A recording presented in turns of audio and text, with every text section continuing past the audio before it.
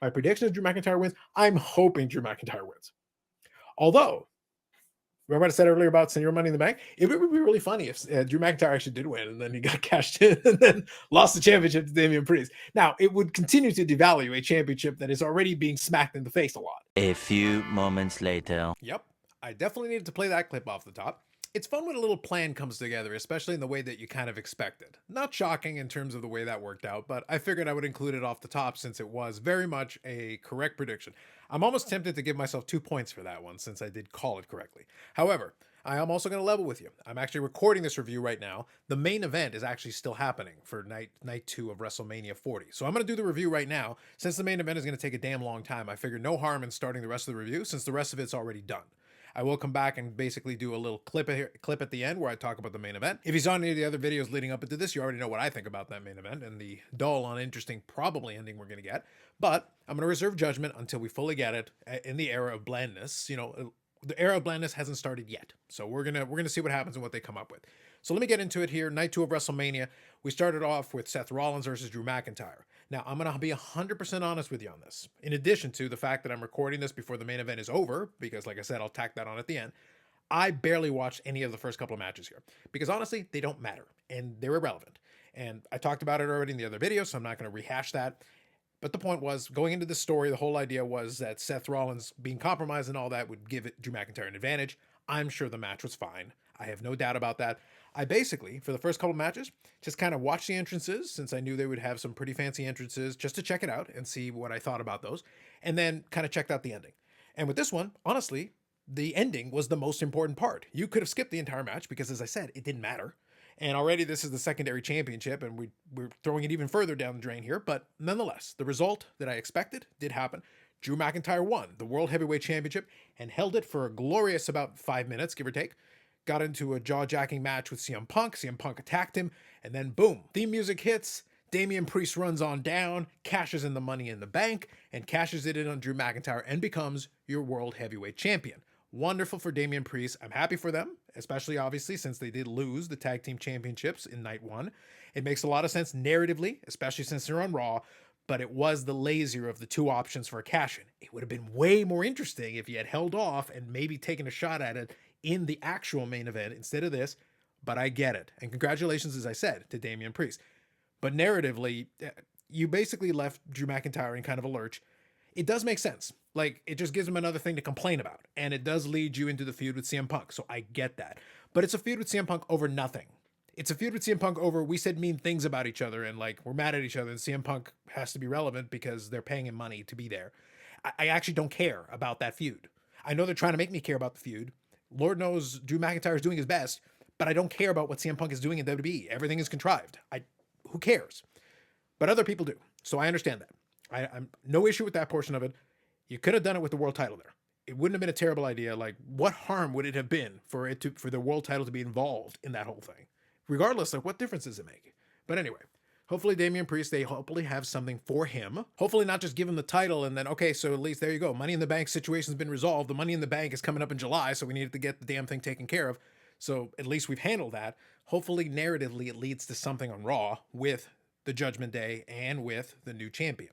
And then on the other side of it, you do have a built-in feud. And regardless, kind of playing into the way I discussed this, the third man, the odd man out in this whole situation is Seth Rollins. He's kind of cast to the side like a piece of trash, and he's irrelevant. You know, I'm sure he'll find some way to weasel his way back into this situation, but for now, he's the guy who loses the championship and is immediately usurped by the guy who then loses the championship on a cash-in. So now we're already 2 degrees separated from Seth Rollins from this championship, and we move on with our lives. Now, next up here, I got this one wrong. 6-man tag, we had the Pride taking on the...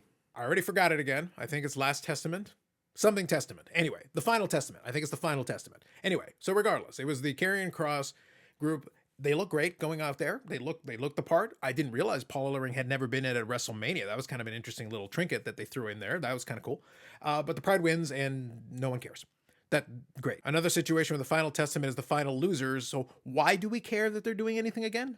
Can someone remind me why we care about this scary group of people who apparently can't win anything relevant? You lost me here. And it's not like the Pride needed the win because Lord knows it doesn't lead to the Pride doing anything, but whatever. You had a match. The match existed. Congratulations to the Pride. Next up here, another match that was barely worth my time watching. Again, the match was fine. Like I watched little bits and pieces of it. It was LA Knight taking on AJ Styles. LA Knight needed the win. He got the win. Great. So I think another point there, we'll tack that on.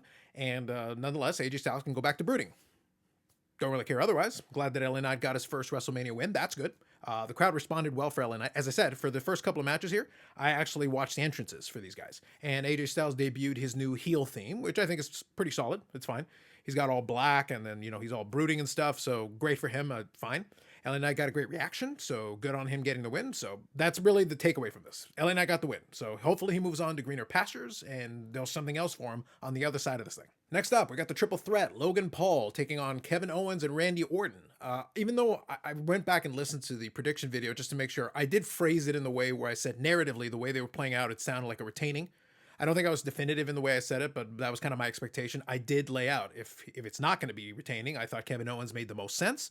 But in this case, Logan Paul ended up retaining. So I don't know. You either can give me a point for that one or not give me a point for that one. I'll accept either one. I wasn't as clear, I don't think. But I did say that it felt like he was going to retain, and that's what ended up happening.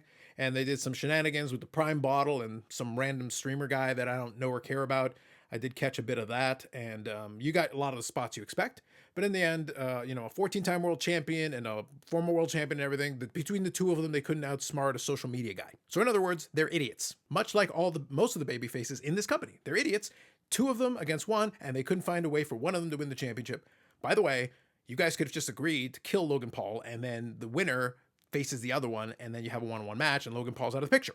But Logan Paul retains, so he continues to be the United States champion, and is going to get to continue prancing around with the belt. So I guess that's the thing. The good news about that, as I said in the prediction video, is at the very least, hopefully this leads to a one-on-one match with somebody that they build. I don't care who they do it at this point. Just pick somebody that makes sense, build them up, have a one-on-one match, and then there you go. Logan Paul can drop the title to them and hopefully give them a run. LA Knight would be my candidate. If I was going to choose, that would be my pitch to you, but I leave it to you which direction you want to go. And that leads us to second from the top. As I said, I didn't watch a lot of the matches. This is actually the first match in the entire second half of the card that I actually watched all the way through from beginning to end. And the match was actually quite good. I actually think Io Sky and Bayley did a tremendous job here in this match. There was one thing, though, off the top, and as I said, I watched the entrances for everything leading up to this point and the conclusions so that I at least understood what was going on here. Can someone explain to me what the Pharaoh thing was? Since when is Bayley doing an Egyptian gimmick or being a pharaoh, or what was that?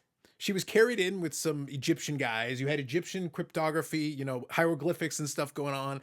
And I think she debuted new theme music, and she had this get up with wings and this whole thing. Like, no judgment, but I don't know. Did I miss something related to this that led into this where it made sense to someone else? Like, could someone explain it to me? Because I have no idea what the hell was going on. Different entrance, an interesting entrance if nothing else. It's definitely attention grabbing, so I'll give her that. And then Io Sky had a great entrance with her theme song. The theme song is great already. And then I think the Videotron and everything was really good. I think a lot of it was really good. And I think both ladies worked really hard. They did the thing where Bayley was selling the leg for the majority of the match, so I think that was really well done. She definitely sold it all the way through the match, and it played into a lot of the spots and the way they did it, and Io Sky accounted herself extremely well. I think she did tremendous, doing a lot of great athletic feats. And in the end, we got the result we expected. She won the Royal Rumble, and she was able to defeat Io Sky, and now she's the women's champion again. She won it at WrestleMania, got the big moment of the whole thing. It would have been nice to give her a little pyro, when she's holding up the belt and stuff. You may as well have done it. If it had been Charlotte Flair, you would have given her pyro. And with Rhea Ripley, you gave her pyro. It's a shame you could have given her a little bit of pyro. You're going to save $50 trillion worth of it for the main event. You may as well have given her a couple of, at least a couple of sparklers or something. I don't know. Give her something. But anyway, congratulations to Bayley. It's the result that makes a lot of sense. And I think it does lead you now to have still a little bit of feud with Damage Control if you'd like to. You can still have her kind of fend them off now that she's champion and kind of work that into it. Gives her something to do. Hopefully then you can come up with something else to give her kind of a meaningful title reign. You got to the right result, I think. But it's just now what do you do with it? Because it's not quite obvious to me where you go from here, because she didn't really work her way through Damage Control to get to Io Sky. She had the match, and they did the match, and she won the match. But now what about the rest of Damage Control? How do they respond to this? Because they lost everything during this entire WrestleMania. They lost a 6-woman tag. And then they lost this match, obviously, and lost the title in the process. So where do things sit going forward with Damage Control? I guess that's the narrative that now we got to go forward with. So with that said, I'm going to stop recording now, and then I'm going to come back and then give the last thoughts on the main event, because I'm still recording it and the main event is still underway, and I will find out where we conclude on that. So I watched the main event.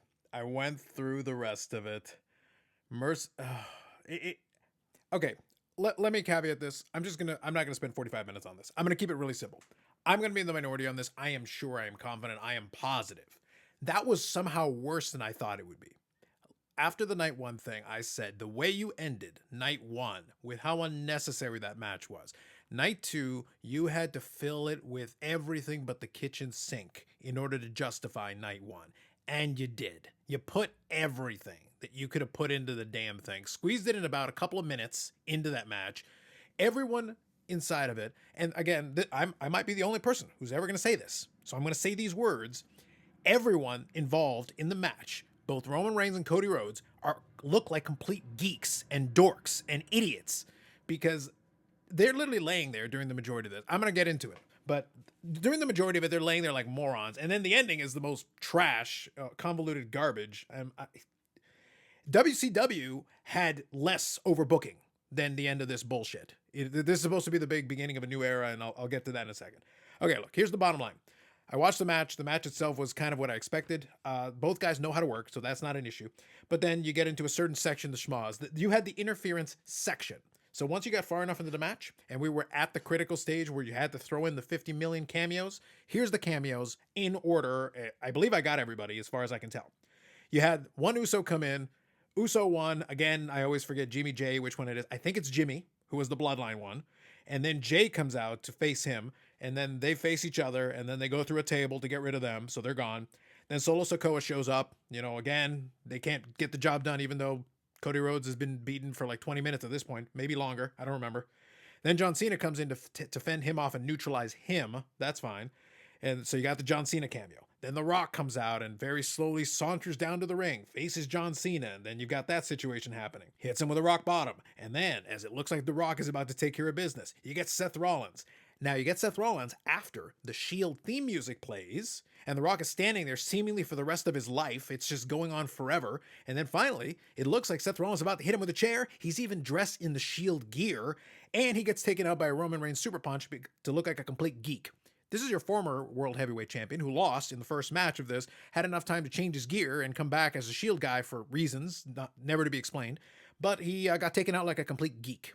So good for him. Your former World Heavyweight Champion, everybody. So then from then on, looks like it's going to go for the Bloodline's plan. That's great. And then The Undertaker shows up. Great. And he comes in with his best hoodie, looking like he's going to rob a liquor store after the whole thing. And then he immediately leaves after Darkness, even though he could have stuck around and just helped Cody finish the thing. But no, Darkness, and then he disappears to go rob the liquor store, I think. Then at that point, our cameos are completed, and now we're at the final stage, where we move on to the section where, it looks like Roman Reigns is about to hit Cody Rhodes with a chair and take him out, but instead, Seth Rollins is there, and then he gets revenge for the thing with the Shield, takes him out. And then it looks like he's about to spear Cody Rhodes. And Cody Rhodes' finishing sequence, let's get this right. The finishing sequence to make him the new WWE Universal Champion, blah, blah, blah, which will be renamed to the WWE Championship because now it's the only championship that matters. The other trinket is gone and Damian Priest has to take care of that one. But this championship now, the new era, begins with Cody Rhodes kicking him to deflect the spear, great spear that was, and then hits him with 3 crossroads, and then pins him 1, 2, 3. He is now the new champion. Convoluted, crying bullshit. But we're not done. We're not done. Then he needs to grab a microphone. We need everybody to come out from the back. Celebration is on. All these people are here. Great. CM Punk is there. You get, Kevin Owens come out. All these people from the roster come out. It's this big whole thing. And then Cody Rhodes grabs the microphone and thanks Triple H. And then they got Triple H. We reemphasize the Triple H era. All this bullshit so that Triple H could pat himself on the back at the end of it for this stupid convoluted main event. I think what amazed me was that I already knew I was going to hate it. And then you somehow made it worse. And I know that I'm going to be in the minority because a lot of people are just going to look at this and go, well, you got Cody Rhodes finishing the story and you got 557 cameos of different WWE superstars of the past. You got everybody. I think everybody was rumored except for like Stone Cold Steve Austin. I think everybody else was basically in it because John Cena was one that was thrown out there. The Undertaker, there you go. He was in town, so why not? That's why I think he was dressed in his best hoodie. He was ready to go. I'm sure they threw that in there at the last minute. Hey, could you come out and do a thing? Great. The combined forces of everybody in The Rock couldn't prevent this from happening. Oh, by the way, The Rock being a board member who abused his power in night 1, I'm going to point this out because I might be the only one who's going to point this out. The same guy who abused his power in night 1 couldn't literally tell the referee not to count 3 or give Cody Rhodes the win or They couldn't have done a sharpshooter and like a bullshit finish, you know, a la Montreal. If The Rock has so much power, he could literally be like, no, we're going to overturn that, you know, best 2 out of 3 falls or whatever other nonsense he wants. He could literally have just changed the ending 3 or 4 times if he wanted to. The bottom line here is that there is an inconsistency in when you decide to use this and when you decide not to use it to fit the narrative, which is all fine and dandy. Great. Now we're in the Paul Levesque era, everybody. Oh, and I forgot when I started the whole review is that Stephanie came out and also praised the Paul Levesque era. So we bookended it with the Paul Levesque era and ended it with the Paul Levesque era, and bless the great and mighty Paul Levesque, who is the saint who will save us all in the new era, whatever this new era is of convoluted WCW finishes.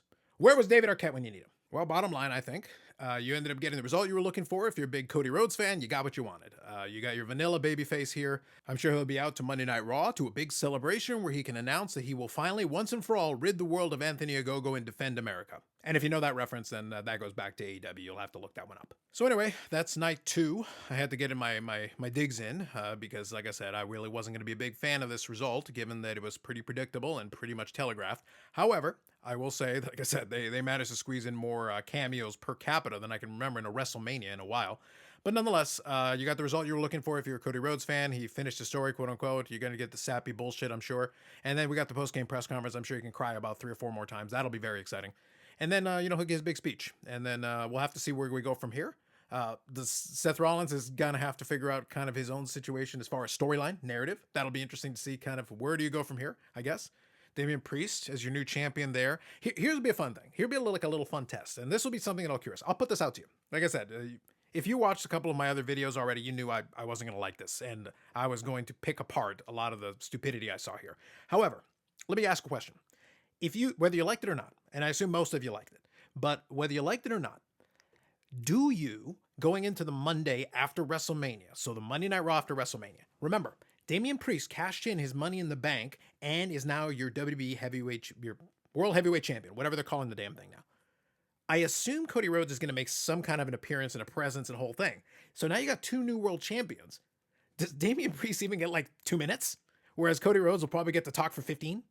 Or do you save that for SmackDown? Do you do a situation where you acknowledge the win, but then say he'll address everybody on SmackDown and then give Damian Priest the Monday? Or do you kind of put them both on the show somehow and basically Damian Priest gets to play second fiddle immediately?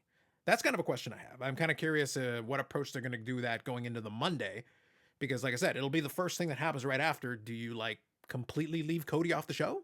Because if you include him in the show, then you're going to have to give him a little bit of airtime, and that kind of undermines Damian Priest, who literally just got there and honestly could use the time. He could really use the airtime to have an opportunity to kind of present himself for the first time in that role. So that's something I would definitely be very curious about. And then we'll see if there's any kind of immediate response from The Rock and the rest of it from the Bloodline side of things. And then, you know, is there a continuation of it? How do you play with it? I kind of would have liked if they had done a dusty finish. That would have been kind of funny. But nonetheless, that isn't what we got. So with that said, that's it for my WrestleMania Night 2. I definitely wasn't surprised with the ending, and I'm kind of glad that I recorded the rest of the review beforehand because I needed all my energy together in the very end to be able to discuss that last match in its full glory, I guess, quotation marks. So that's it. Curious what your thoughts are. If you liked it, by all means, you know, that's everybody's entitled to their opinion. But if you liked it, by all means, let me know why. Let me know what your favorite match was. Let's put it that way. If you really liked it and you enjoyed a particular match, let me know what your favorite match was or what your favorite moment was of the night 2. Appreciate the engagement. Thanks very much, and we'll catch you in the next one.